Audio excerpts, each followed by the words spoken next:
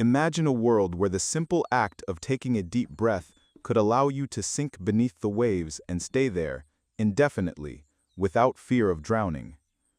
If humans could breathe underwater, the boundaries between land and sea would dissolve, and the oceans, which cover more than 70% of our planet, would no longer be foreign and hostile, but a second home. The first thing that would change is the way we view survival itself. Drowning, one of the leading accidental causes of death, would cease to exist. The fear of falling into deep water would disappear overnight. Swimming lessons wouldn't just be a skill taught to children, but a natural part of human existence, no different from learning to walk. Oceans, lakes, and rivers would become places of safety, not danger, and millions of lives saved every year would simply be the beginning of the transformation. With the ability to breathe underwater, coastal cities would begin expanding beneath the waves. Imagine underwater suburbs where homes are built with transparent walls, allowing families to look out onto coral reefs as naturally as we look onto gardens today. Architects would design living spaces not just for resistance to flooding, but for complete integration with it.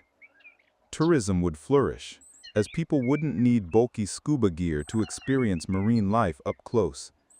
Resorts could be built miles offshore, where humans swim freely with whales, dolphins, and schools of fish, observing ecosystems in ways that today require advanced technology. But it wouldn't stop at tourism or leisure. Our economies would be revolutionized. Fishing would no longer be a profession conducted from the surface.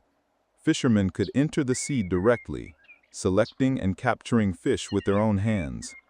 Entire industries based on underwater farming could rise, with humans tending to seaweed, oysters, and fish pens as effortlessly as farmers work the land today. This might solve global food shortages, as humanity learns to harvest protein and nutrients directly from the ocean, with little need for boats or complicated machinery. Energy industries would adapt as well. Oil rigs, currently dangerous workplaces, would be staffed by humans who could work freely underwater without fear of suffocation. Maintenance of undersea pipelines, cables, and turbines would become simple human tasks instead of robotic challenges. And with that capability, deep-sea mining would explode in scale, perhaps too much, with humans directly accessing the valuable minerals lying at the bottom of the ocean. Yet with every new ability comes new risk. If we could breathe underwater, humanity would inevitably exploit the oceans to an even greater degree than it already does. Pollution could worsen as underwater settlements expand. Marine ecosystems, already fragile, might face collapse under the direct presence of billions of people entering their habitats. Imagine cities sprawling into coral reefs or beaches extending into submerged neighborhoods, with little regard for the creatures that have lived there for millions of years. The balance between human progress and environmental preservation would be tested like never before. On a cultural and personal level, the way we see the world and ourselves would transform. The ocean, long a symbol of mystery and danger, would instead become a playground and refuge. People could escape the heat of the surface by diving into cool depths. Artists, explorers, and storytellers would find new inspiration in the endless landscapes beneath the waves. For the first time in history, the deep sea would no longer be a frontier, but part of daily life. Education would adapt too.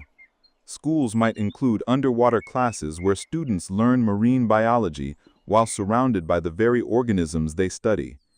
Sports would evolve into entirely new forms, with underwater racing, hunting, or even complex games played in 3 dimensions.